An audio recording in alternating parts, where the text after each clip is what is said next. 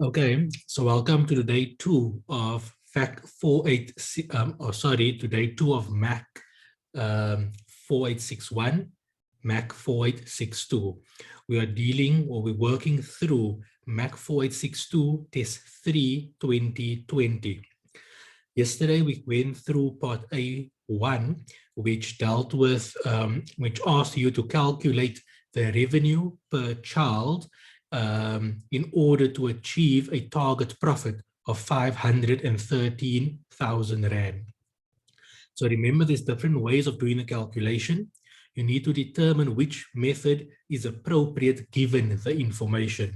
So although there may be more than one format or method to calculate a number, in certain instances, and in most instances, you can't use any method. You'll have to use a particular method. Okay, so in yesterday's question, we needed to calculate it by saying profit equals sales minus total costs, and then we rearrange the equation such that the formula goes as follows: sales equals profit plus fixed costs. Plus total costs. So just take note of that. So when we said target profit of 513, and we added all the costs given in the scenario, we got the revenue that was required. But they never asked us for revenue. The answer I got yesterday was total revenue for the year. They never asked us for total revenue for the year. They asked us for revenue per child per month. So what did we do? We converted the annual revenue into a monthly revenue figure. And then from the monthly figure, we converted it into a per child or per kid level. So just take note, very important to take note of the levels that you need to work with. So now we're going to go into part B. So part B1, let's call it part B1, they say advise Madala on the following. So they say calculate the monthly break even. So they're asking to calculate the monthly break-even revenue. So important, they're not asking you for break-even units. They're asking you for break-even revenue to earn. Then they go required by the business, but because it's such a long required, you ignore certain sentences. So you ignore certain words that make up the sentence that is not critical. So I'm going to read the full sentence and then I'll tell you how I would break it up to understand what they're asking me. So they say calculate the monthly break-even revenue required by the business to earn the required profit before tax of 18,000 Rand per month to cover Madala's personal monthly needs. Okay, so the first thing I see, they want a break-even number. They don't want any break-even. They want break-even revenue. So they don't want break-even units. So the break-even units calculation is as follows: fixed cost divided by contribution margin per unit. Now, when I say fixed cost divided by contribution margin per unit, I'm getting the number of units I need to sell in order to break even. In this question, they're asking you break-even revenue. So the formula is slightly different. The formula is still fixed cost divided by contribution margin, but it's not any contribution margin, it is your contribution margin ratio. So we will show you how to deal with that. Very important, it is also not any break-even revenue number.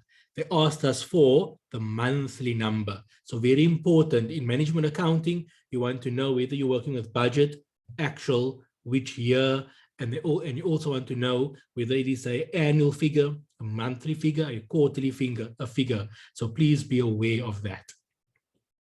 Okay, so now we can see monthly break-even revenue required to earn the required profit before tax of 18,000 Rand. Now remember, break-even gives you a profit of 0. They're saying, what is the break-even revenue in order to make a profit of 18,000. In other words, they're asking you for a target profit of 18,000 Rand. So remember, break even is giving you a profit of 0. So to give you a profit of 0, if you're using units, you say fixed costs divided by contribution margin per unit. If you want a revenue figure, you say fixed costs divided by contribution margin ratio. Now here they're saying they want a break-even number that generates a profit of 18,000. Break-even generates a profit of 0. So if they want a profit of 18,000, they're basically telling you they want a target profit.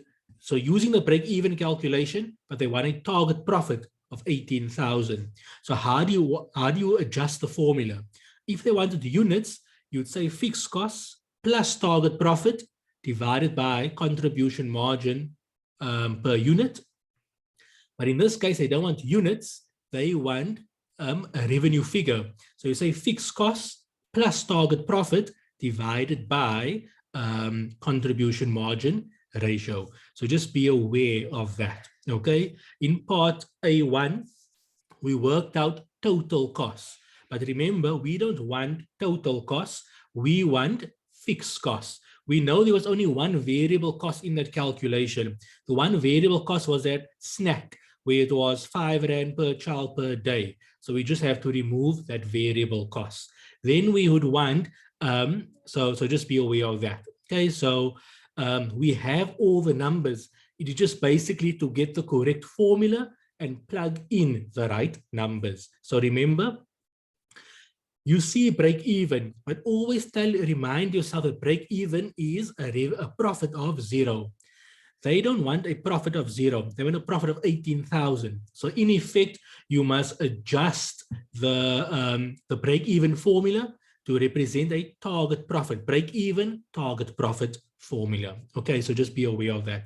So purely break even is a profit of 0. A break even target profit number gets you to a profit that you would want. Okay. Just in case they throw you a spanner, they can ask you for a break-even number, like we usually do, which give it a profit of 0. They can ask you for a target profit, like in this case, a break-even target profit, like in this case. But they can also ask you for a break-even target profit after tax. All you must do is you take tax into account. Okay, so just be aware of that. So for example, you would say fixed costs plus, here we say 18,000. If they wanted an after tax number, we'll say fixed costs plus open bracket, target profit multiplied by 72%, close bracket. Because remember, after tax is 72% because tax is 28%. So just be aware that that's the different variations. But what I want you to know, if you apply your mind and you see the relationship, no matter what they throw you, you should be able to work it out. Okay. So now I'm going to switch over into Google Sheets. I don't even have it open still. Do I have it open? Nope. Okay. So I just have so many tabs open. We just close that, stop that.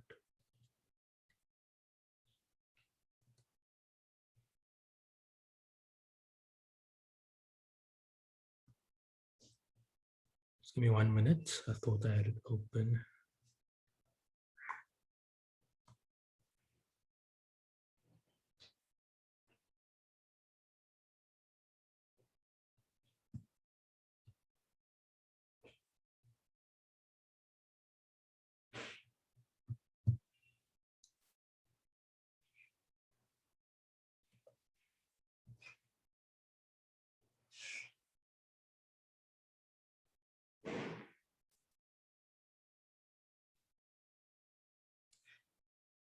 Okay, just busy opening.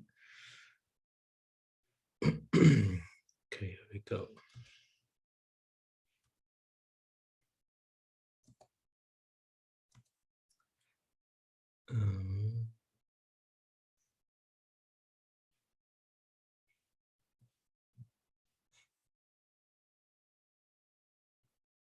Okay, they're just still busy loading. You see Excel already, right? Or whatever it's called, Google Sheet. You see it already. Okay, so I can't work in it yet. Okay, yeah, I can work now. You should be able to see it. If you don't see it, just tell me, because I'm starting now. So I'm going to do, what am I on now? So this is QB1, QB1. Okay. So remember, what did they ask you? A break even with a target with a profit of 18,000. In effect, they're asking you for a break even target profit calculation. Okay, so break even target profit. Break even target profit equals fixed costs plus target profit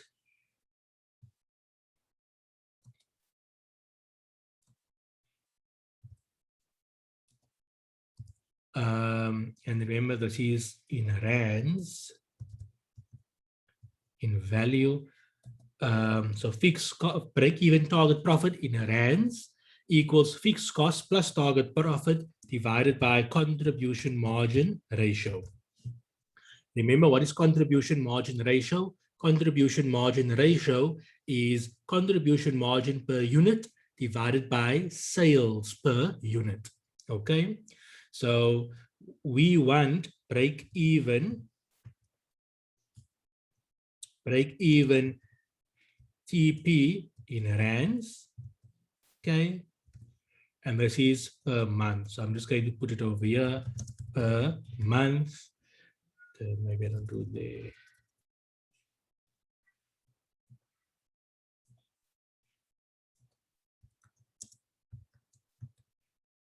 So in order to get that, we're going to need fixed costs, we're going to need target profit, and we're going to need contribution margin ratio. Now, the target profit was given to us. We want a monthly figure. They gave us a target profit of 18,000 Rand per month. Okay, so this here is given.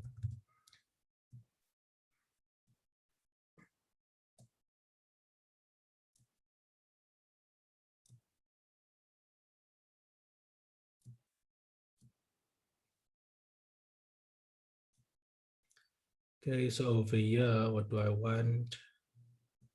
So I'm going to do a working quickly.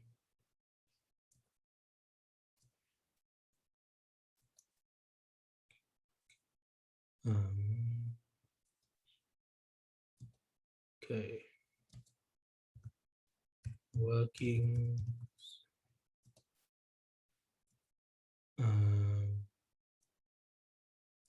I do that. Okay. So now we're going to do a working. So let's work out fixed costs. Okay. So working one, we're going to get total costs. We already have total costs from QA1. And this is one of the reasons why it's important. Like I told you, I don't know when I told you. I don't know if I actually told you, I told the other guys. To strategize your paper, right? So spend 1 minute to just analyze the paper, because for you guys' purpose at this point in time, you're writing online, I think, or still, and therefore you get the required immediately, right? Take 1 minute, literally take 1 minute to look through the entire required and then make do a quick calculation. So remember, you have 40 marks, 60 minutes. So you have 40 marks, 60 minutes, 40 marks divided by 60 minutes. So basically each mark, 40 marks, no, that's wrong. 60 minutes divided by 40 marks. So you have 1.5 minutes per mark. So for every question, so for example, this is 7 minutes. This is 7 marks. So I should say 1.5 times 7. I must take 10.5 minutes on this question. So spend 1 minute, literally 1 minute, to just jot down the marks next to each. Because remember, by covering every question, you're going to score more marks than only covering a few. So try to make sure you get through every question, even if every question is not 100%. So you at least get some marks. Because remember, if you have write nothing for something, is a straight 0 for that aspect. So just be aware, spend some time to analyze. That is how you can manage your time. Move on to the next. So, and then take another minute to just look at the question as a whole. By having a view of the entire question paper, you can see how one fit into the other. Many a times, because we under time pressure, we know it's 1 minute, 60 minutes, we know there's a lot to do. From our past experience, we never finish, so we in a what you call it. But actually, if you are calm, you will do much better. Now, how to help you make you calm? Just have a bigger picture of what the question is all about. Read the entire required. I don't say you must read the required while you're sipping a coffee or a cocktail, because you're not time for relaxing, but just spend some time to see what the whole question is about. Because what we generally do, we jump straight in without even looking at the entire question. So we have no idea what the next question is all about. But if you actually go through the entire required, and you have a fairly good understanding, you'll see how one fit into the other. And when you're doing one part, you're already setting out your solution, because you know it's going to impact the next part and things like that.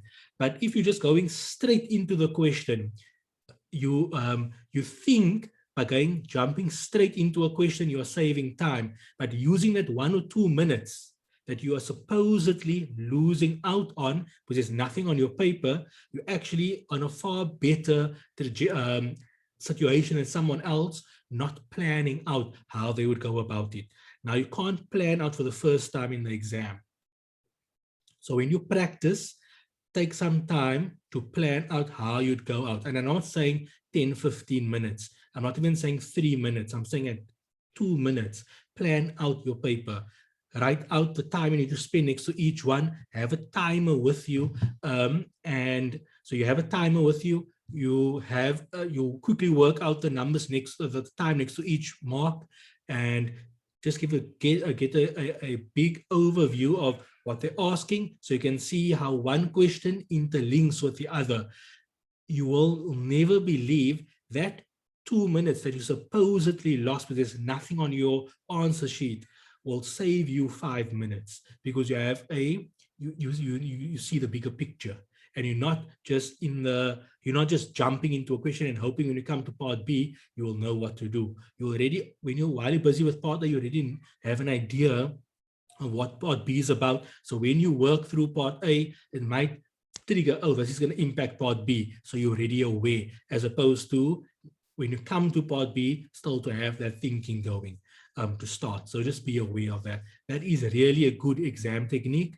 It is for you to try out, but you can't try it for the very first time in the exam. Okay, so working one, we need break even, we want fixed costs, right? Now remember, from part A1, we have total costs. From part A1, we have total costs. Now, if we go to part one, total costs is, so you see, I didn't read the entire, so if I'd have known, I'd have added up total costs over here. But the other way to find out total cost is simply to take that minus the target profit. Okay, so total costs from total costs is basically total revenue. What's happening? Okay, total costs minus minus target profit. Okay, so there is total costs. But I don't want total cost. I want fixed costs. What do I know is total cost? Total cost is variable plus fixed. So therefore, I'm going to remove variable, and that will give me fixed costs. Okay, so variable costs, I will tell them the variable cost is the snacks, whatever I called it. So I think I called it snacks. So then I can go fetch it from A1.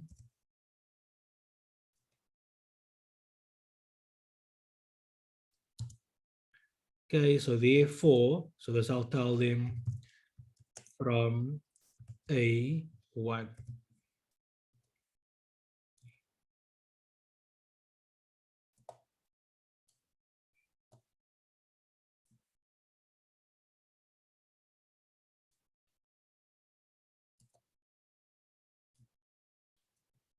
So there we go. So this will give me my fixed costs. So therefore, I will say total costs minus fixed costs minus variable costs give me total costs.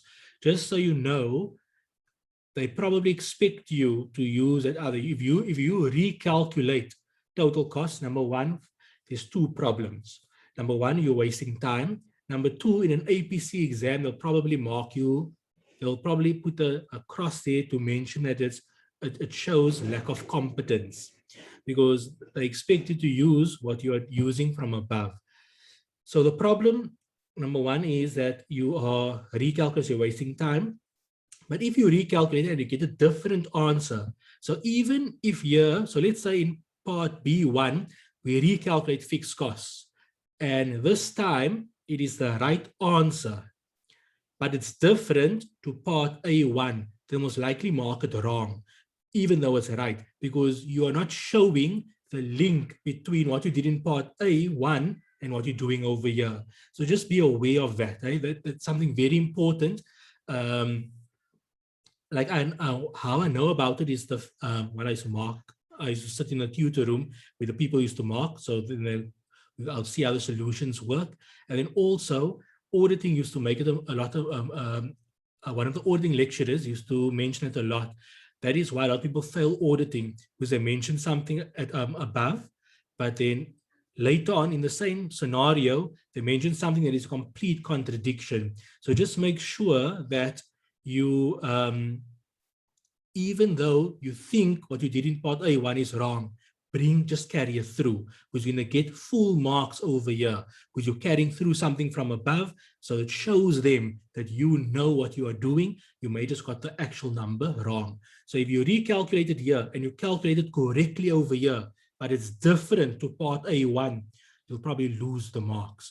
It's something very important to take note, because they're not just testing the number, they're testing your thinking. So by you recalculating over here is actually telling them that you don't see the link between B1 and A1. So that actually shows there's a lack of competence, which is something very important. Remember, the ultimate goal of PSYCA is to ensure that they produce competent, newly qualified CAs that can be of not just number crunchers, but also to be, I can't remember the terminology they use, but to actually be of real support to management to help them make the right decisions. So just always remember that, understand why you are doing this, and then you can work on the what and the how. So don't forget the why behind all of this as well.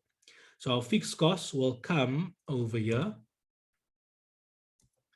which is working 1.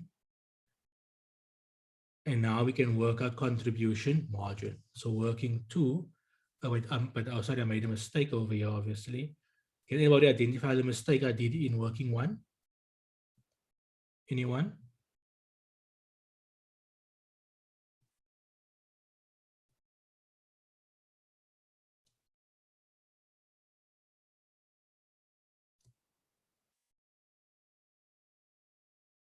Correct, Ashita. I have an annual figure for fixed costs, but I should have a monthly figure. Okay, so we'll fix that now. Contribution margin. So contribution margin ratio is basically contribution margin. What did I say? It's contribution margin ratio. Contribution margin per unit and sales. Okay.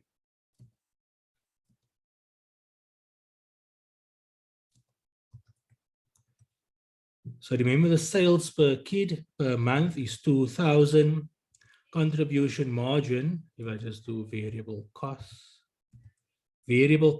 per child is 5 Rand per day, and there are 20 days in a month, so that gives me 100 Rand. So my contribution margin per unit is sales minus variable costs. So therefore, my contribution margin ratio is 1,000 contribution margin per unit divided by sales.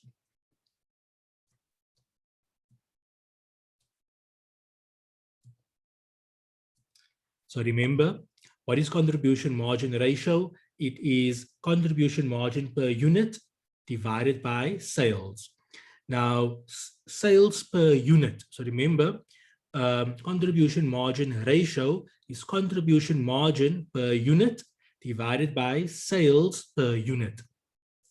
We're working on a monthly number. So therefore, we want the monthly sales per unit. The monthly sales per unit, if we translate it into this scenario, it is revenue per child per month. So revenue per child per month is 2,000 Rand. That's what we did over there. Then we want variable costs. We know the only variable cost incurred is the snack. The snack is 5 Rand per day per child. But we want a monthly figure. So therefore we said 5 Rand times the number of days in the month, which is 20. So that gives us 5 Rand times 20, which gives us 100 Rand. So contribution margin per unit is sales minus variable costs, 2,000 minus 100, which is 1,900. And then we just complete the formula of contribution margin ratio, which is CM per unit divided by sales per unit. And that's what we get, the 0.95. Okay, oh, so we're happy with that. Okay, so just be aware of that. So now we might just work out the, now we just need to work out the monthly fixed costs.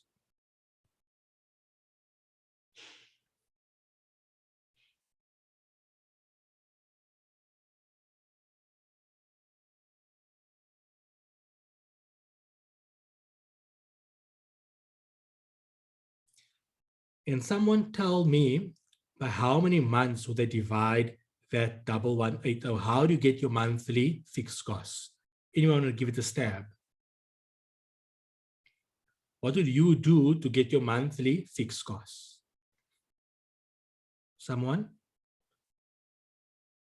Fakir, Felice, Bernice, you're the names I can see as I'm asking you.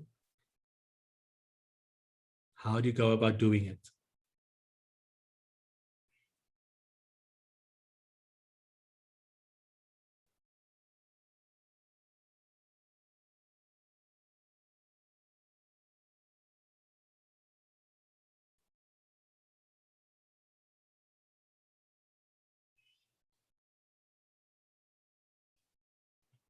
Okay, anyone? Okay, who's in here? Okay, so Ashita say 10 months. So we will divide by 10 months, because remember, although it is an annual figure of, which represents 12 months, we want to convert it into our monthly figure, which is based on 10 months, because that's the only number of months that we generate revenue. So we need to divide, we need to ensure over the months that we generate revenue, we can cover our yearly costs. So in order to convert our annual cost into a monthly cost, we can't divide by 12 months. We have to divide by 10 months, because that's how we generate revenue, only over 10 months. So just take note of that.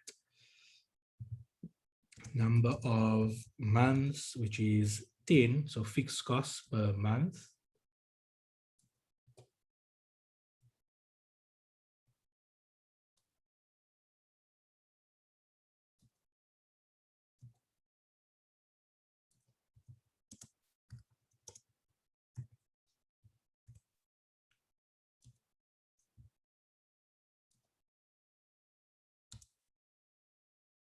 Okay.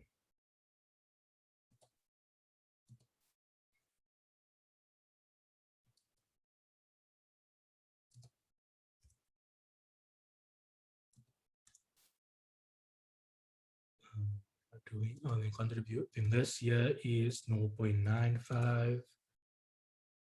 We'll say we come from working 2. So therefore the break even is, remember what's the break even target profit? It is 118,000 So it's fixed costs plus plus what? Plus target profit divided by contribution margin ratio.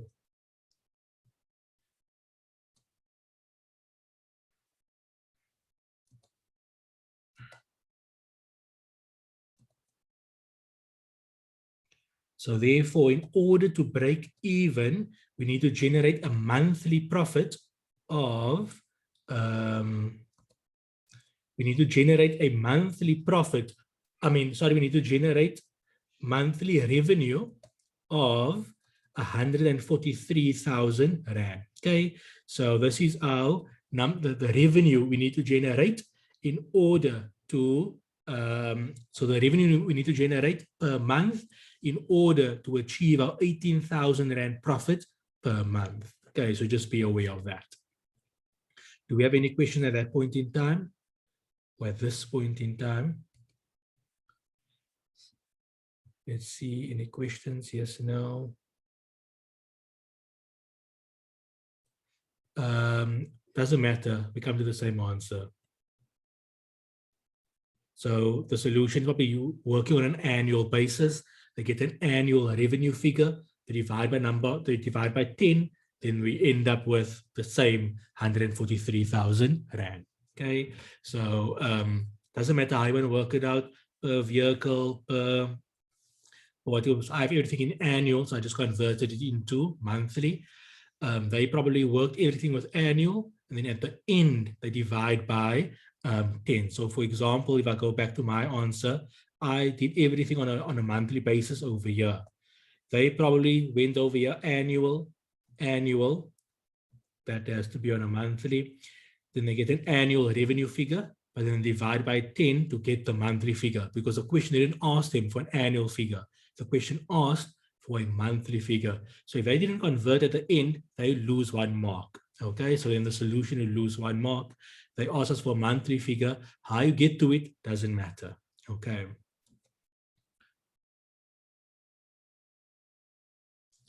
So now they say in B2, calculate the number of school kids required to meet the monthly revenue in B1, where my dialog continues to charge the average market price, and comment on whether the minimum profit will be achieved given the current number of kids. Now, this one is fairly simple. They asked us, let me just put this here. Okay, so what did they ask us? Let's quickly break down that required again. Only 4 marks, eh? So you must know it's quite simple. Must be something quick. So they say, calculate the number of school kids required to meet the monthly revenue in B1 above. In other words, they're asking you, calculate the number of units you need to sell in order to achieve the monthly revenue figure. And they're saying, to get that monthly, to get the number of units, use the average market price. What's the average market price? If you remember correct, if you remember from yesterday, it is 2,000 Rand. So how are we going to get, so if we know our total monthly revenue and we know the selling price per unit, are you happy? You can work out the number of units. Okay, so just to go a little bit on a longer way, I'm going to put it on the side just so you can see the thinking. To get, so revenue equals selling price per unit multiplied by number of units. Okay, now we have the revenue figure, that's the 143. We know the selling price per unit, it is 2,000 Rand. They want us to get the number of units. So if we rearrange the equation, it is basically number of units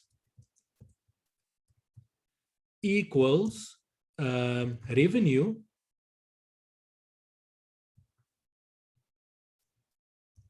divided by selling price per unit. Okay, so just be aware of that. What you should just know that I'm using generic terms. So that's what I do when I see something. Sometimes when they make it specific to the scenario, it may confuse us. So if you do become confused on it, try to make it into the generic formula and then to understand it. Once you have it in generic formula, once you have the generic formula and you understand the generic formula, convert it back into the context of the scenario. So here they told us calculate the number of school kids that will be required in order to achieve the revenue that we have here above. The revenue we have is 143. So what is the, how many kids do they want? How many kids do they need in order to get that revenue figure given the average market price? So all they are saying, the number of units that you need to sell in order to achieve the revenue figure that you calculated above, if the selling price is 2,000 Rand. So try to make sure you can convert it into something generic. Okay, so so basically so now I'm going to convert it into what they actually want. I'm not going to say number of units because we're not dealing with units, we're dealing with number of kids. Okay, so that is what we know it is. So we're going to need revenue.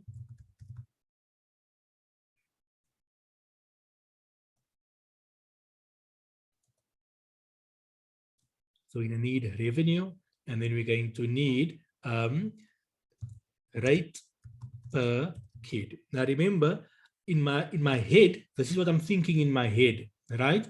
So I write the general formula out. You may write it out if you want to, but in your head, identify the generic formula that you learned in the course and so forth, or in a textbook, and then use that and convert it within the context of the scenario. So once I think of this, now I know, okay, what I'm doing. Now I try to convert it to the context of the scenario. So number of units is the number of kids. Revenue is revenue. Selling price per unit is rate per kid. So now I have an idea. So now I can work out the number of kids that I need.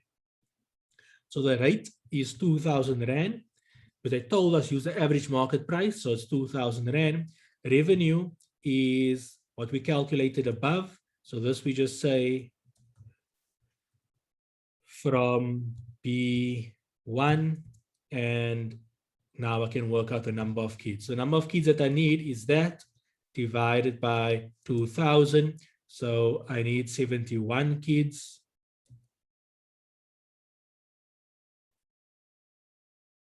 Am I doing over here on that?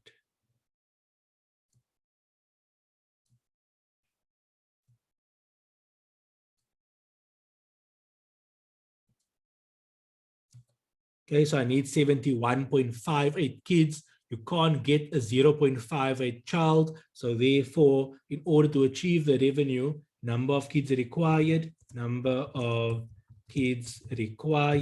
to achieve that revenue is 72. I can't have 0.58 of a child, right? But if I have 71, I'm not going to make the revenue. So in order to make the revenue, I'll have to have 72. Now they said, the question went further and saying, and comment on whether the minimum profit will be achieved given the current number of kids. What do we know? Current number of kids. Number of current kids. What is the number of current kids? 66 per month. So therefore, we have a shortfall. Okay.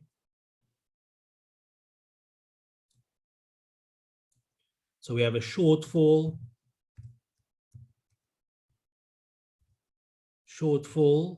of 8. So you can say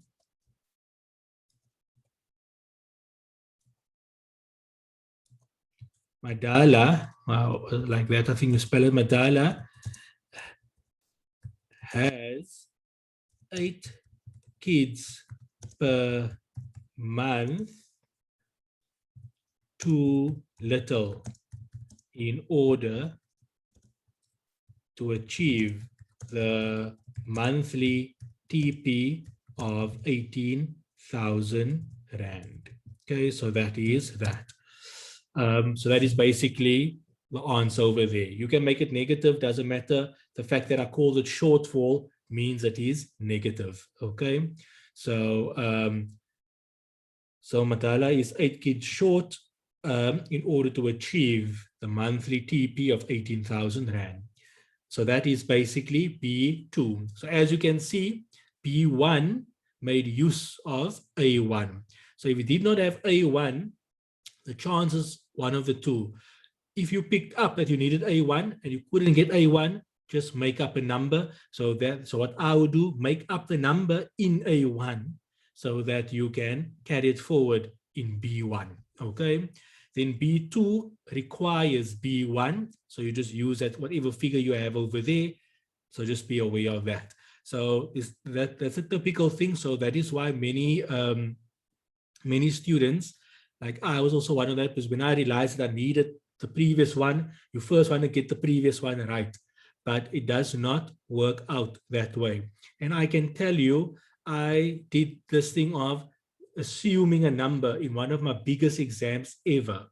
And I don't know how it turned out, how the actual paper turned out, but at least the outcome still turned out positive.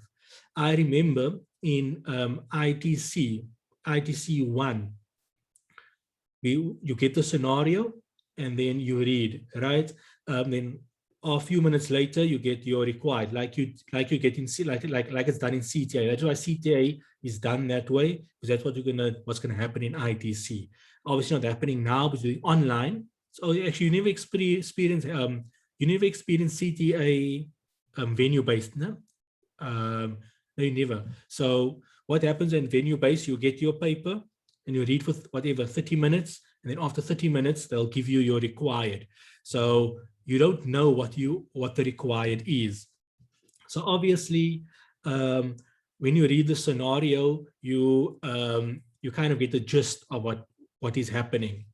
I still remember it quite vividly.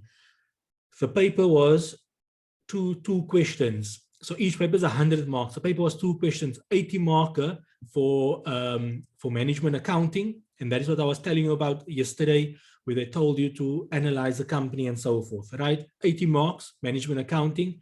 The other 20 marks was financial reporting. When I read the scenario, I could clearly identify that is management accounting, that is financial reporting.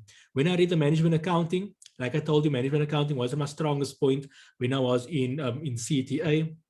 I had no clue what was happening. So I'm like, when I read the financial reporting, and I was like, spot on, because in third year, not in GDA, the lecturer that taught financial instruments gave us 2 to 3 examples of this scenario, and basically the exact scenario came in. Obviously not the exact scenario, I'm talking about how it's structured. Why is exact? Because basically it is an example straight out of the Psycha handbooks, right? So he gave about 2 to 3. So I knew it. When I read them, like, great, I know this. I'm going to deal with it. As I was reading the scenario, I opened up Psycha's handbook and I went to go fetch it. I already had my answer sorted out, so I forgot something, but I knew it's in the book, so I just went to go fetch it. And I basically wrote my answer on the question paper, so that when the required come, I'm going to get 120 out of 20. When the required came, that part was only 5 marks. Now I'm like, oh, shucks. 80 marks, I know nothing. 20 marks, I thought I'm going to score 20 out of 20, but it was only 5 marks. The other 15 marks was earnings per share. I was praying earnings per share don't come in, so I never studied earnings per share. So what did I do? What UCT told us is that earnings per share, every possible example of earnings per share is in the Psycha handbooks. So I was like, okay, so right there and then I studied earnings per share and I use the Psycha handbooks to answer. So I'm going from one example to the next example and then trying to make combinations. but I couldn't get a number. I still couldn't get the number. There was one thing when I was working through it, I still remember I was working through it, but I couldn't get this one number. And that was the one number they needed for the next question. So all I did was, when I looked at the Psycho handbooks, I'm like, okay, I know, but I didn't know how to incorporate it. I needed to use 3 different examples to answer the one Psycho example. I was already tired of working through 2 of them to answer. So I'm like, okay, what I'm going to do, I don't know how to do this thing. I'm just going to make up a number. All I did was I looked at the solution in the Psycho handbook of what this number would usually look like. And I basically made my number close to that. And I said, assume this answer is that. And then I just went on to the next part of the question. And that answer was also in the Psycho handbook. So because I had this one number that I couldn't calculate, I assumed the number and I moved forward, just filling in whatever Psycho had in their handbooks. And well, I don't know how the actual result turned out for that question paper, but the outcome of ITC was positive. So that shows that don't stress over not getting to a particular number. You know you need a particular number that you can't calculate from a previous question, because in the previous question, make the answer something. And then you just use that answer, and so you can assume this is the answer, and you're applying it going forward. That is how you manage your time, as opposed to trying to get part A 100% correct. If time is up, just try to fill in whatever you can, move on. Okay, you obviously have to manage it a little bit. This one is not as crystal clear because of the fact that one is using the other and then using the other. So you need to spend a little bit more time on maybe the initial, but you can't use twice the amount of time. Okay, extra 2 to 3 minutes, maybe, but then you need to move on. If you're not yet done, assume a final number and just make sure you carry it forward. It will work, because what you're showing them, you're telling them that you don't know what is A1, but you know you need A1 for B1. So that is why you're assuming a number and you're carrying it forward. The only problem is now, if you have extra time, you can't go back and change, because otherwise you have to change back everything else. So that's the only thing you must be aware of. Once you make that assumption, there's no going back, because otherwise you have to correct every subsequent solution. So just be cognizant of that. Now remember, you can't also assume in every question. You can't now assume, okay, you know what, I don't know this, maybe make an assumption. You will ultimately fail in that way. But if it's 1 or 2 questions that you're assuming a number, or let's just say 1, that is not, but you're only going to lose the marks to get that assumed number. You're only going to lose marks over there, and then going on, you're going to be carried forward. But if you're assuming everything, then obviously you're going to lose all the marks everywhere. It's just too much to lose. So just be aware of that.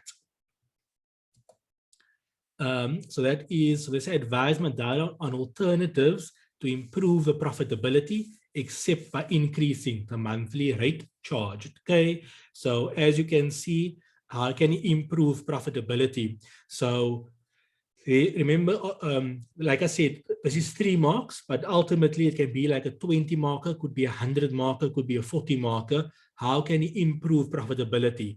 Clearly, you can see this is not a financial ratios question. So it's a typical question that gets asked. This one, at least, is only 3 marks.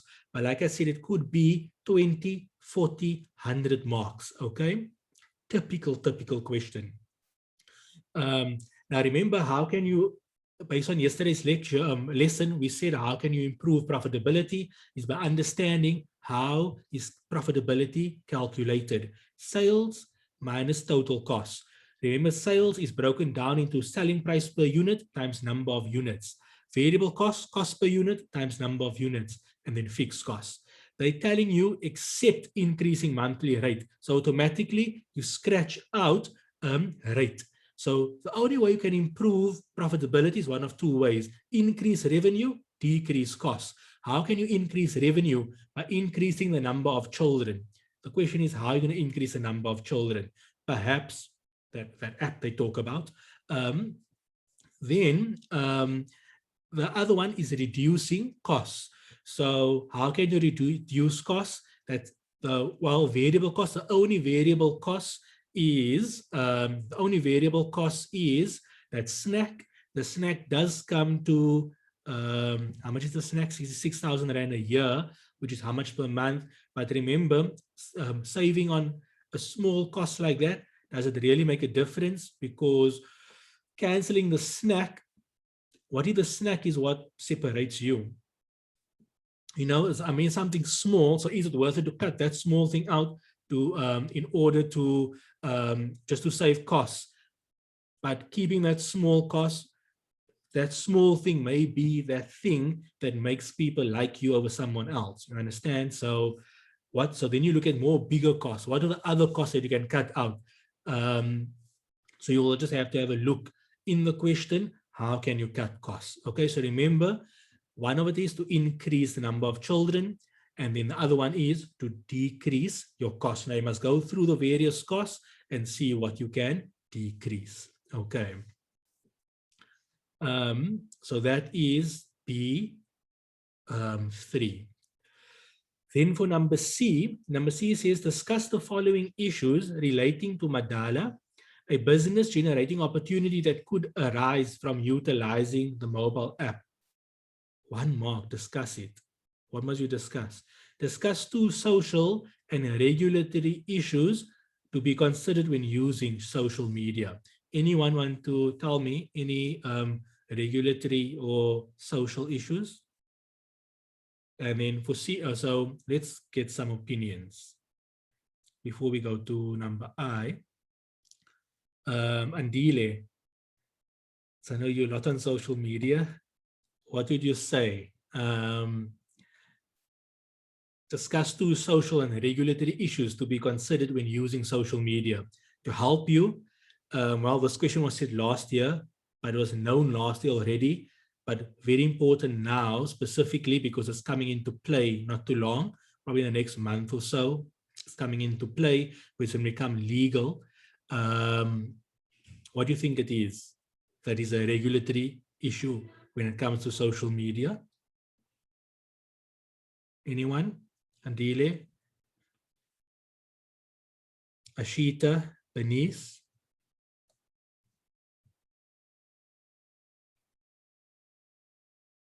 Think about WhatsApp. Maybe that would drive something. Anyone? I think it's the PAPIA Act that's coming in soon. Yes. So that is so they obviously probably brought that out because this is one of the reasons why they brought out that act. This was big in 2020 because I think it was just kind of been made, what you call it now, this year it is actually going to be approved. And like even me, for example, I have your guys' details. I actually need to see how I'm complying with it because I can be fined if I'm not complying with the data. So like I'm actually gonna attend a webinar on that. I like with Edions have your guys' details. You consented, but I need to see whether the way the way it's captured, it is what you call it. I'm assuming because it's captured in a customer relations management system, they generally very strict on that stuff. So hopefully it's all good. But basically that is one thing to take note. A regulatory issue is the confidentiality of personal information, okay, and specifically the POPI Act, right? What other social stuff? I don't know what other social stuff you can think about. So we say discuss the following issue relating to a business generating opportunity that could arise from utilizing the mobile app. What do you think is what you call it? How could that be how could that be a generating opportunity? What do you think? Given the context of his business, how do you think that can be a business generating opportunity? Emily, Faid, Ryan, anyone? You so remember, when you're an accountant, they can expect you to come up with some nice strategies for the company. So what do you think? how would a mobile app be a business opportunity for Madala? How could it be?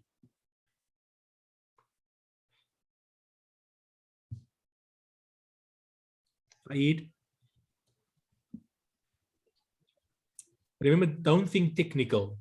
Think like a non-accountant. When you want to come up with great things, don't think like an accountant. Unlearn what you have learned.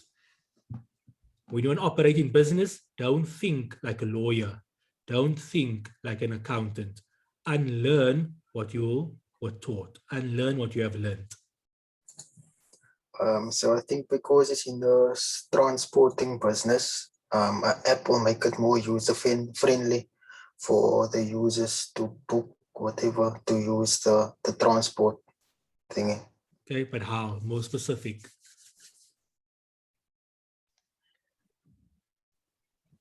So you I are mean, but how? The ability of Yeah.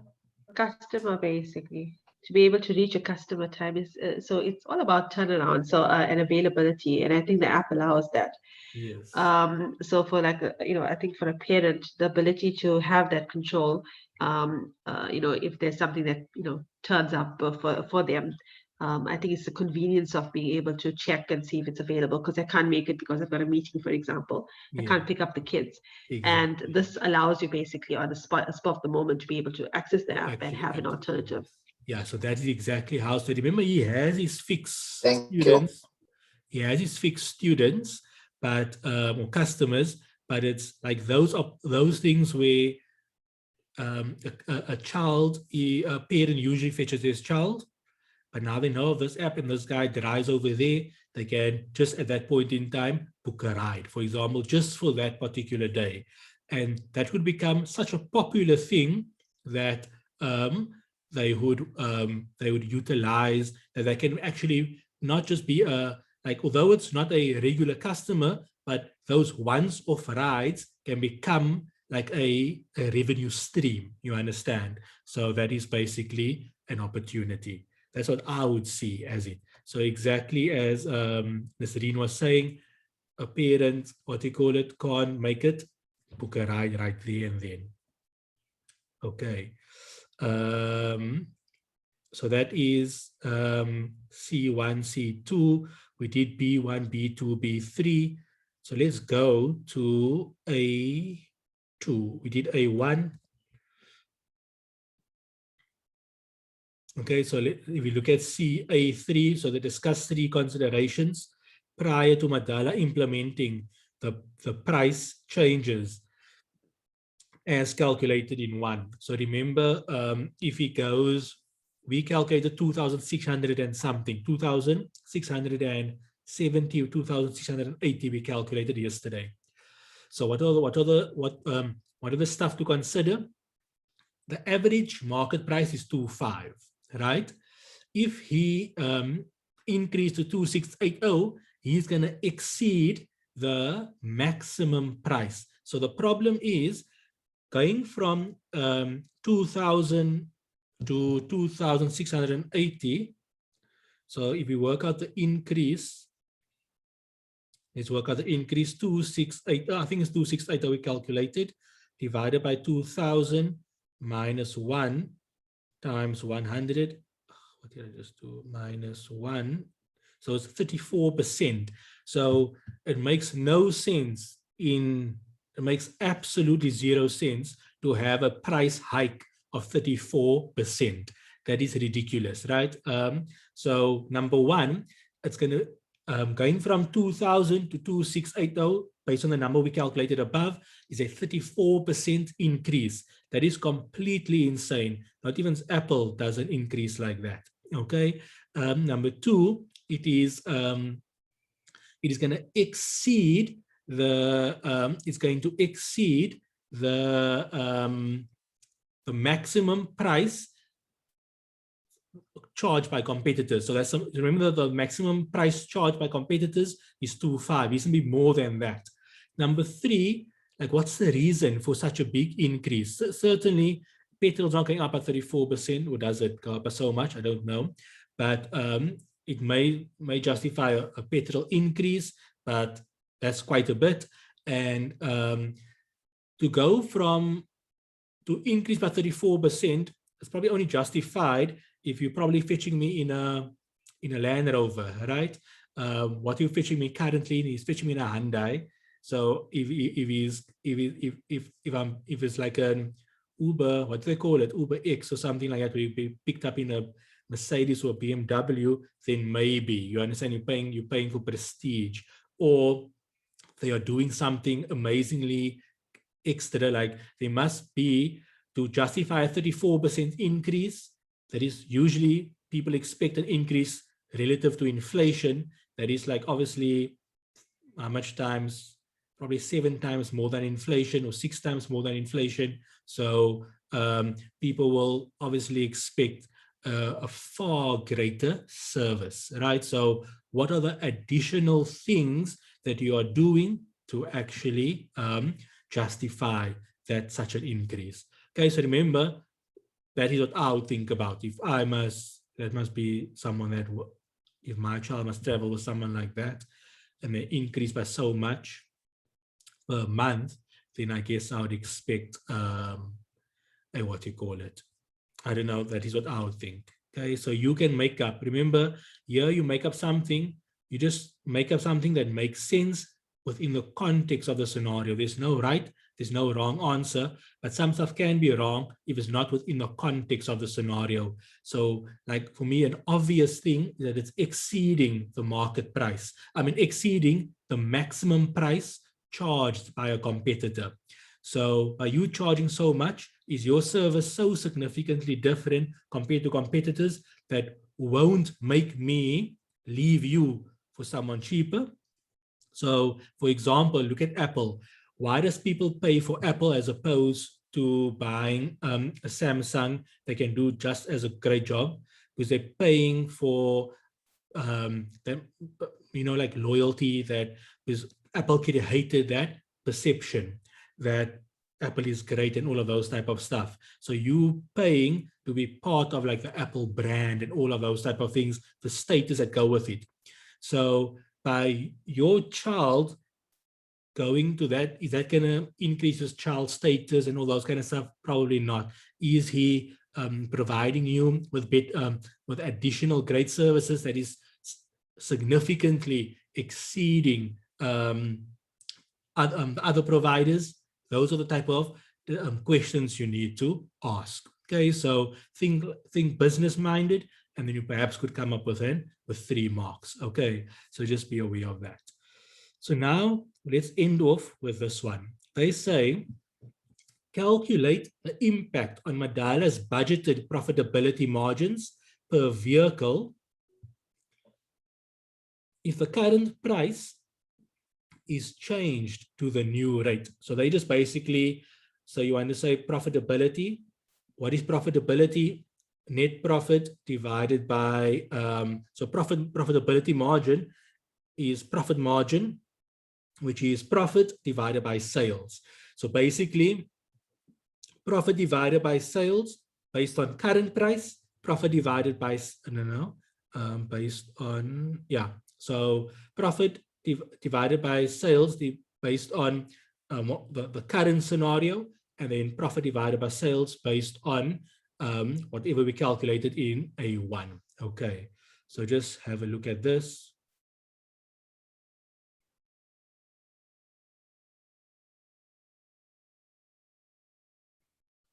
Okay, so I'm just going to create a new tab for A2.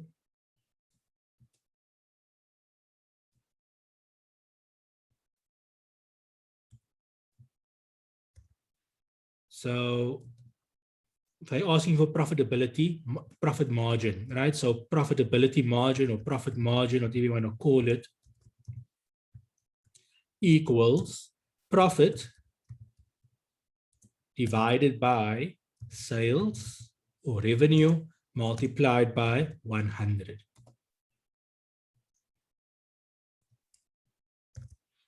Okay, so if we have details, we can have current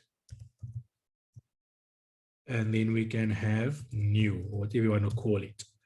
So, so we're going to need profit. We're going to need, so profit, we're going to need sales, and then this is going to give us profit margin.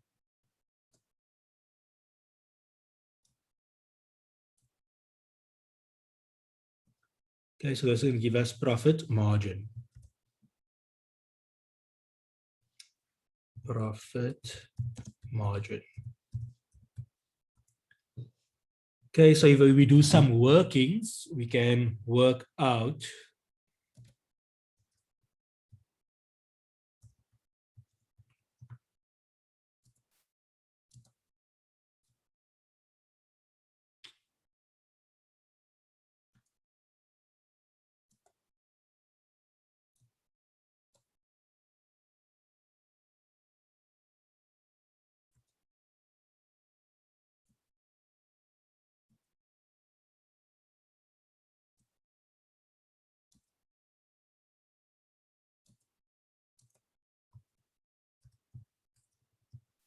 so we have workings over here.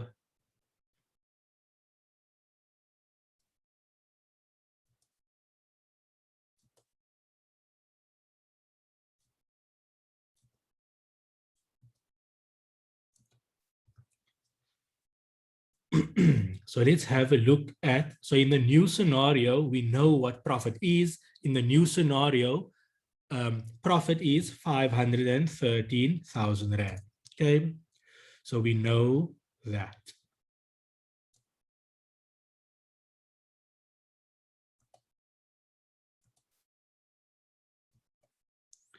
We need to work out what is sales. So in the new scenario, we sales is selling price per unit multiplied by number of units equals revenue. Okay, so rate per kid, number of kids, which will give us the revenue. Okay. I know they said per vehicle, but it's going to be the same. So I'm working on an annual basis. I'm not going to still bother with per vehicle. So this will give me sales. So rate per kid, we're going to go fetch from A1 because we're working out the new. So the rate per kid, where is that? So 2670. So we're going to just say here from A1.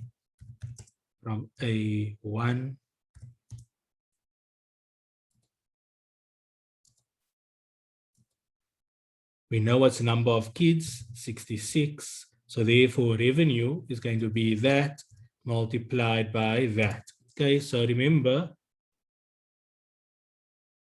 rate per kid, I'm going to multiply by number of months.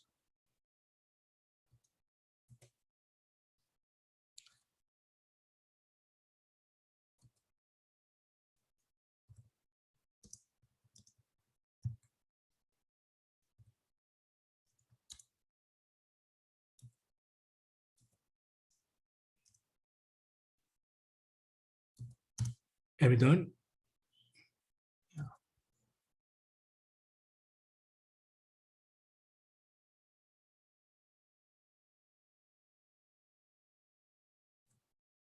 Actually, let me just see quickly. 267 times 66.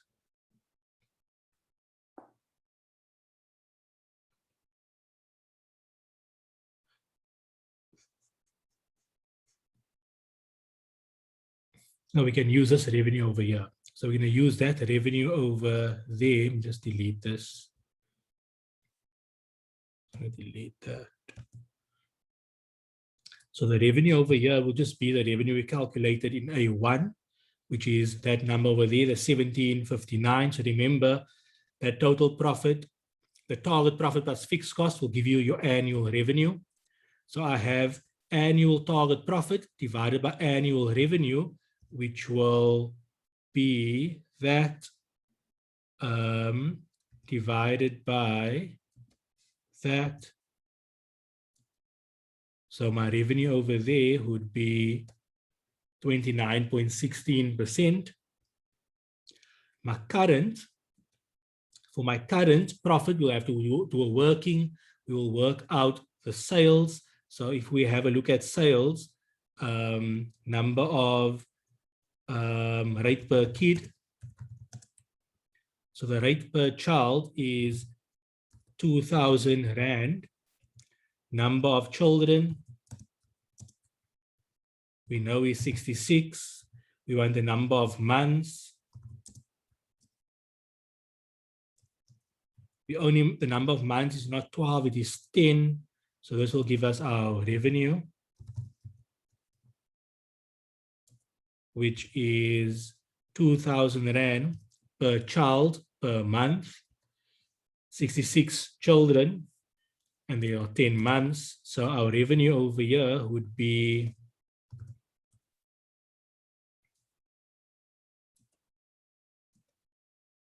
the 1320. Now we just need to work out profit.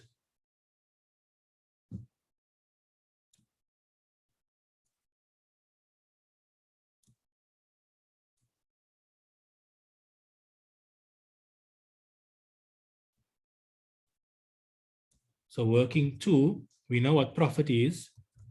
Profit equals revenue minus costs. Okay, so we know what the revenue under normal circumstances, revenue is basically 1320, or sales, whatever you want to call it. We know what our total cost is. Okay, so total cost will come from working 1. Total cost comes from from A1, from A.1. So as you can see that A1 plays a role throughout the question. Okay, so you can see this as a critical number. So from A1, we can work out, we can say the 1759. Now remember that 1759 is target profit plus total cost. But we don't want target profit, we just want total cost. So we say minus the target profit. Okay, so just be aware of that. So therefore my profit figure,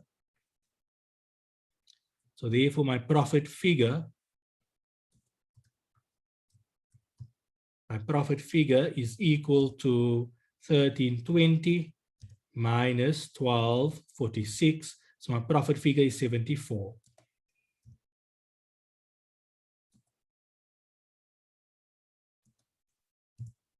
So therefore, profit divided by 1320 will give me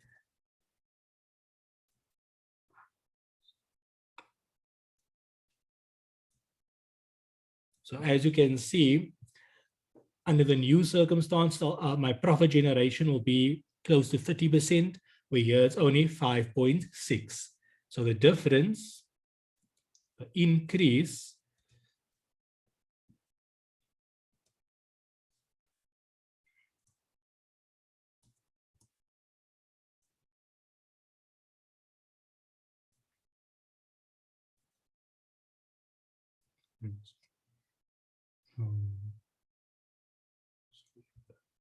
so the increase is simply going to be that minus that. Okay, so you can see there's like 23% increase on the profit margin as a result of the increase in the selling price. So as you can see, that increase in selling price does have a significant impact on our profit. With the increase of to 2680, we will make a profit of 513, whereas with a normal selling price, they're only generating a profit of 74,000 Rand. So that is why the profit margin is only 5%, whereas over here it is close to 30%. So I'm assuming it's an increase of, to me that's an increase of 23.5%. So if you have a look at what the required is asking, as I calculate the impact of Madaila's budgeted profitability margin per vehicle if the current price is changed to the new rate. So yes, they want it per vehicle, but I mean, if you divide everything by 3, then it's per vehicle. So I'm not going to worry about working on a per vehicle level. It's going to be ultimately the same percentage, okay? Because each vehicle generating the same revenue, each vehicle is incurring the same cost. So if I divide all of this by 3, I'm going to get per vehicle. So why must I waste my time? So it's a percentage, so there's no need. So here profit margin 7.6, and over here profit margin 29%. So the increase in profitability as a result of the increase in rate is going to give me 23.5%. Okay, is there any questions from your guys' side? I guess like the most important aspect over here is to think in terms of profitability. Surprisingly enough, there's no costing, like no absorption costing or direct costing. Well, they're kind of testing direct costing by testing contribution margin. There's no activity-based costing, traditional costing, right? Surprisingly. Here it's all about CVP. And they're basically testing CVP from a break-even point of view, including having a target profit, and we're also testing break-even from a sales minus cost point of view, from an income statement point of view. So yeah, I don't know how you found this paper. If it's challenging, not challenging, did you figure out what was happening? Could you actually see what was being tested? And I think one of the most important aspects over here is actually seeing that A1 basically filtered throughout this entire question paper. Do you guys have any questions?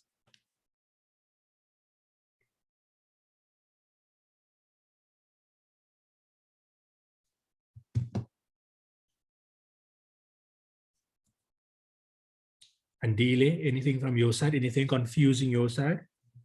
Ashita, anything confusing?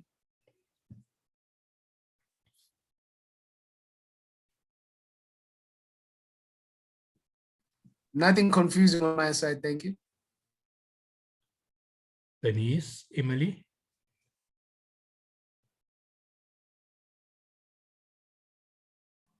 Nothing confusing from my side.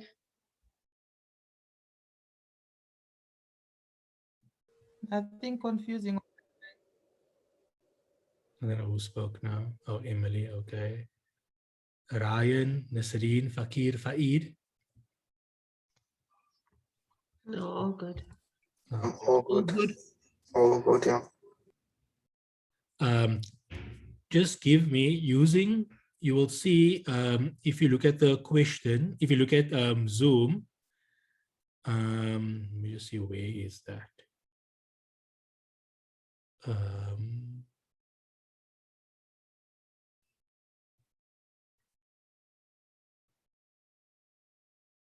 So on Zoom, there's something known as a reaction, right? So just to gauge how you found the paper. Okay, so so how you found the paper, just basically, if you found it challenging, then you can use that surprise face, or they call it an open mouth. If you found it okay, oh no, it's actually quite a bit here. Okay, so let's have a look. So a thumbs up if you found it okay. A thumbs down if you were completely lost, and then just a straight face if it was in between. I just want to gauge how you found the paper.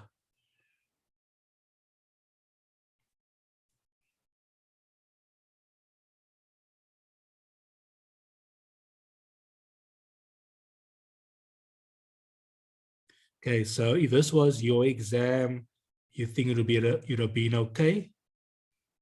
So if this was your test, you'd have been okay.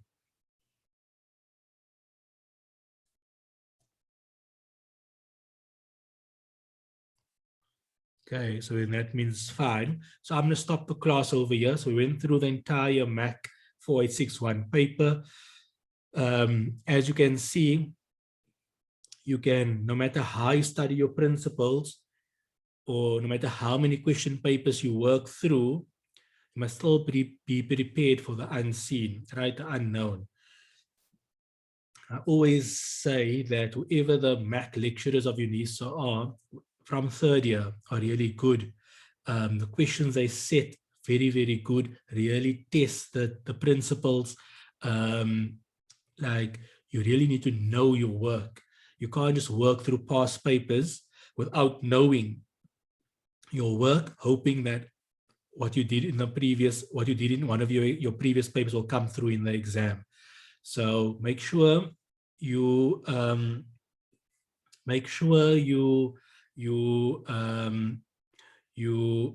you do what you need to do, and then basically hopefully it will all turn out to be well for you. Remember, if once again, like I always tell you, like look at the super sports stars of how they perform well, or the sports teams, how they perform well. Why you look to them because it's well known what they do, right? As opposed to perhaps a successful CEO or successful business is not really that well known. What do they actually do to be so successful? It takes years of people to study them before they actually know. Whereas a sport starts out in the open, so, or sports team is out in the open. Back like years ago, the Australian cricket team, I think like for 10 years, I think for 10 or 15 years, they basically dominated world cricket. And interestingly, after that era was complete, they asked, like, I think it was Steve Hoare or something like that, or Shane Warne, one of them, like what made them so successful. And they said that 50% of the game was won by the time they got on the pitch, before the game even started, because 50% of the game is mental. The rest all follows from there. So they were mentally strong. And what did they do? They mentally attacked the opponents to make them mentally weak. So half of the game was mental, the rest was skill. So same thing over here. Half of your paper requires content, knowing the technical things, right? But the other half is all mental preparation. It is all how you're going to tackle the question paper. You know what sports teams do? They study the other team. What are their weaknesses? What are their strengths? How did this person run? How did that person run? So for example, in soccer, when someone runs to the side, he's a right foot person. So what do? Make sure he has to come in on his left foot as opposed to going on his right foot, things like that. So the same thing, if you just use, like, I don't understand sports in that detail, right? I'm just listening to commentators, you kind of gauge, I'm like, okay, cool, that's quite interesting. Then I'm like, how can I use this in business? How can I use this in my classes? So that is the same thing over here. One part is knowing the theory, right? But you can run through 4 hours of content per topic and still fail. But you went through all the theory. How did you fail? Because it's not just about theory. It is about, like I said, the mental preparation. Make sure you go into test 3 and believe you can do it. Believe that you can finish the paper. Believe that you can pass it. It does not mean you must sit on the bed for the rest of the time up until Tuesday and say, okay, I believe I can do it, so I don't need to study. You still need to do your work, but you still need to believe you can do it, right? Then, in this time when you prepare, don't just focus on working through thousands of papers, or learn a strategy on how you're going to attempt the paper. Like for example, formatting. So you should by now have decided how you're doing your paper, whether you're writing or whether you're doing on computer-based Excel. So you must already know that. So once you know that, you must already know if this question, if this topic comes in, how will I tackle it? If how do I set up my format? The key principles of CVP, the key principles of this, the key principles of that, you must already know. But the other thing you also need to sort out is just planning your paper, spending literally 1 minute just looking through what the required is all about, gauging what the required is all about, how do they interlinked or they're completely separate. And then another 30 seconds to take each question, like part A1 was 12 marks. So 12 times 1.5, that tells you how many minutes you need to spend.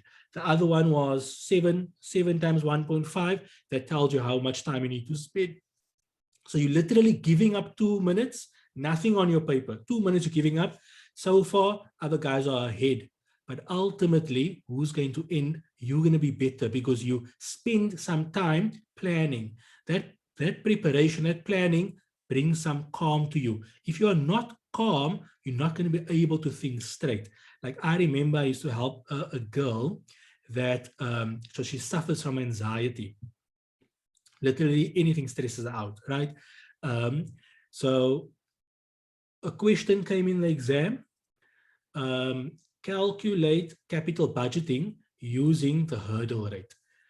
She never saw the word hurdle rate. She told me she exactly knew what she needed to do.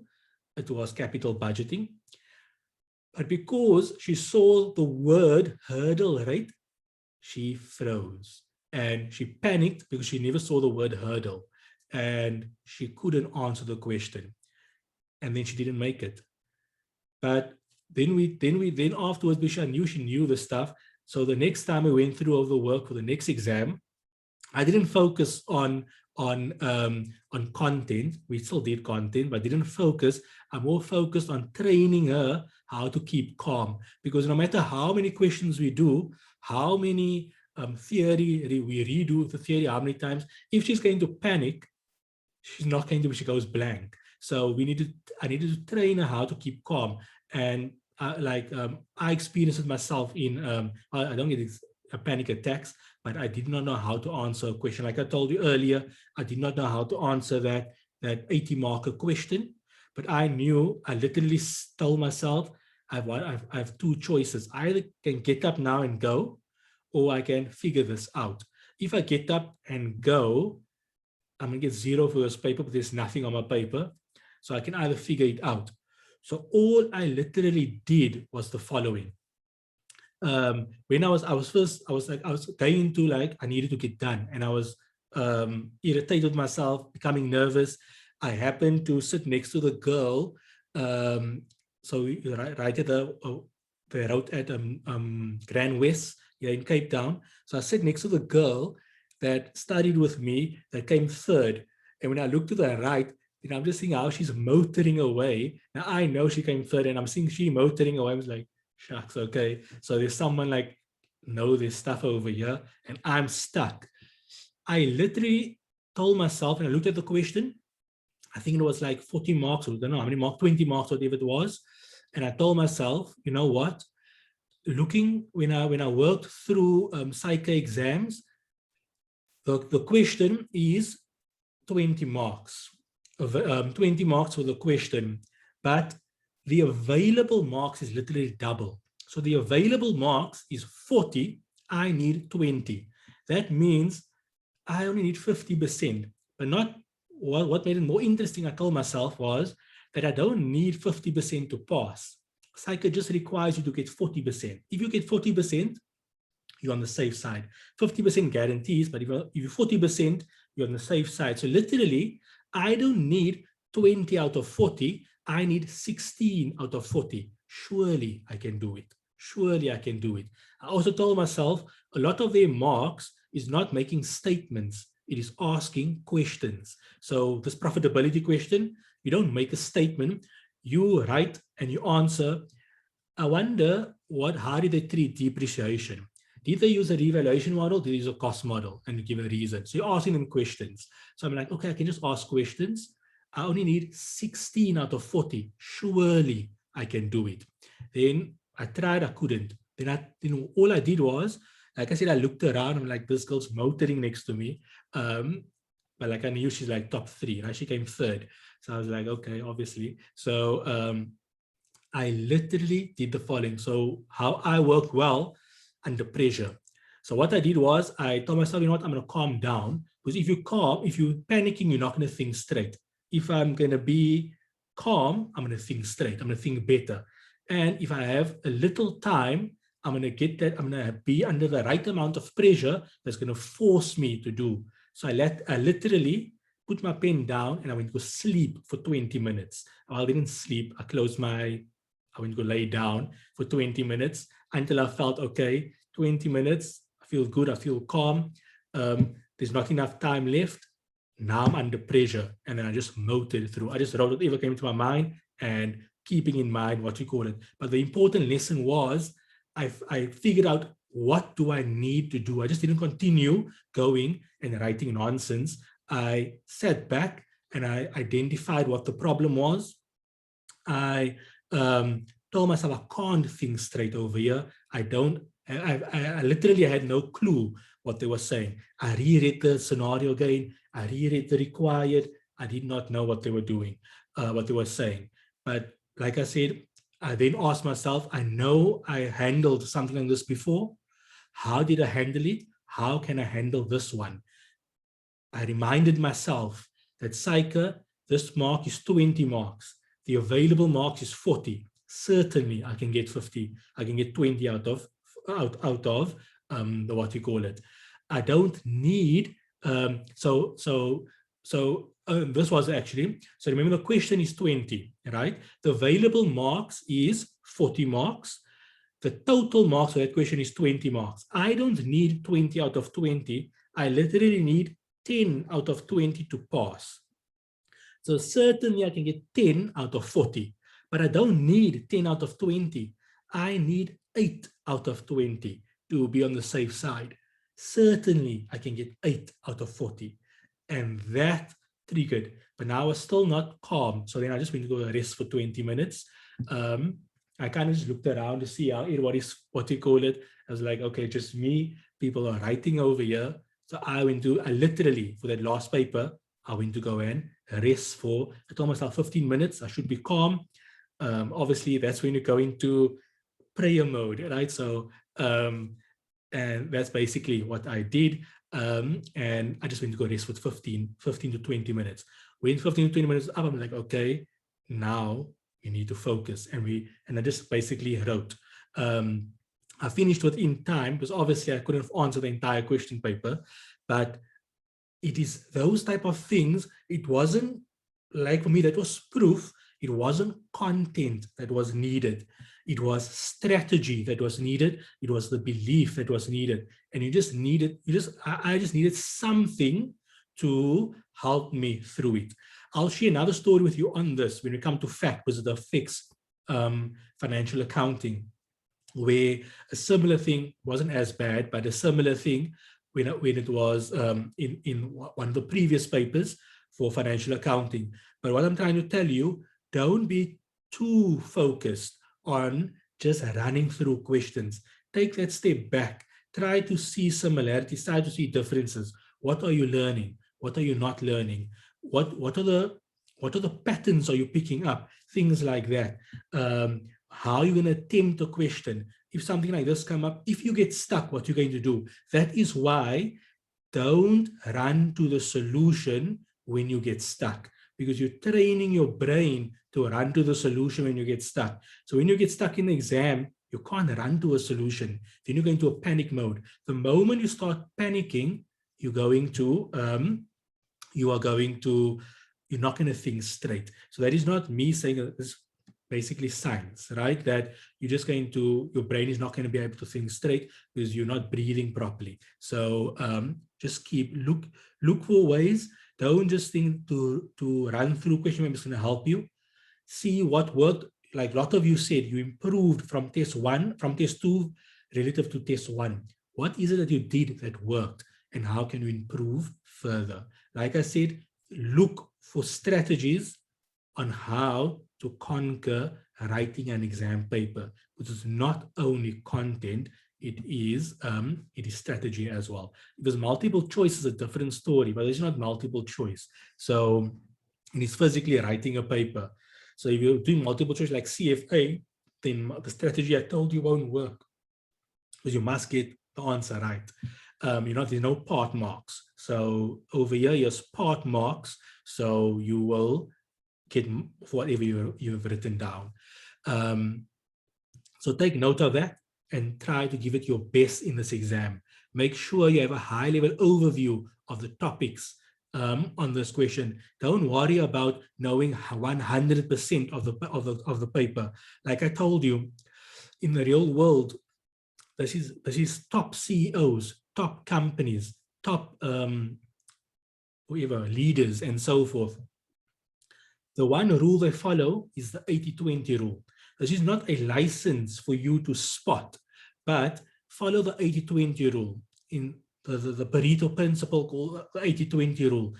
Like Pareto, he did a study years back. We found the following relationship in virtually everything, that 20% of the inputs achieves 80% of the outputs. So from an exam point of view, 20% of the topics makes up 80% of the marks. No one think like that. An examiner doesn't think like that when they set the paper. What do they think when they set the paper? Capital budgeting is an important principle. WAC is an important principle. That's how they think. So they set papers based on those principles. What you learn is that WAC, capital budgeting, valuation, and so forth is 20% of the topics that make up 80% of the marks. So same thing over here. That's how you can think. So look for things that you do 20%, your inputs are 20%, but the outputs, the outcome, the results result in 80% what you're looking for. That's our strategies. That is what you're going to do in the real world. You're not going to be able to get through everything. You're going to have to select, drop the 80% that is useless and pick up the 20% that will give you the best results. So that is how I structure my courses. Like if you must compare Eduon's course to maybe others, you will see the others is jam-packed in theory, jam-packed in content. They literally encyclopedia, like you're reading the whole of the IFRSs. I don't follow that approach. I follow what are the key principles from all the topics, and then we deal with that. Because those key principles, the chance of you knowing 100% of 100% is close to zero. I don't think Einstein knew 100% of 100%. So focus on the most important stuff, and that is how it becomes more manageable. And that's more important for most of you that are working. You can't do 100% of 100%. So focus on the key principles that gets tested often. Basically, that cannot not be tested. So just think about that and plan ahead.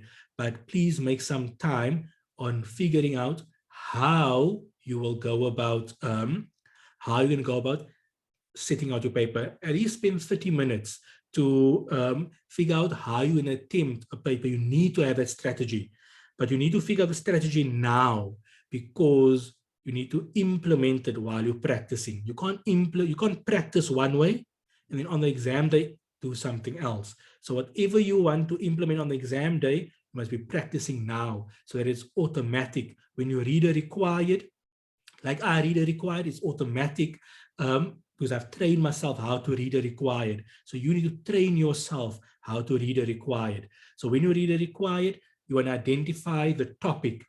When you identify the topic, your brain must automatically send pulses to you or information to your conscious mind of the key concepts. But that's not going to happen automatically. It's only going to happen automatically when you consciously train yourself to think that way, so that it becomes embedded in the conscious mind. Not far-fetched stuff.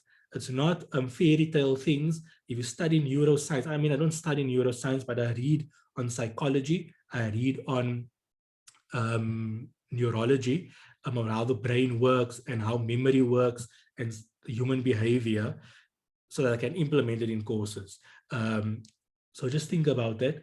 I'm not coming up with these stuff. This is what scientists have said and what people have actually used and actually that actually works. So just think about that.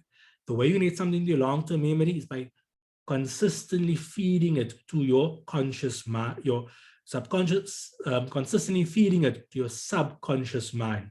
Remember, the conscious mind works while you are awake.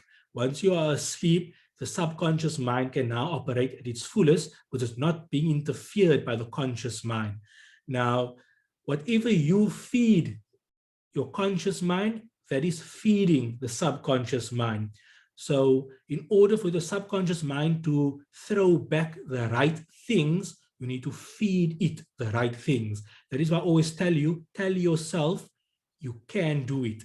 Remind yourself of an event where you proved that you have previously have done it, so that you are telling your subconscious mind that you can do it.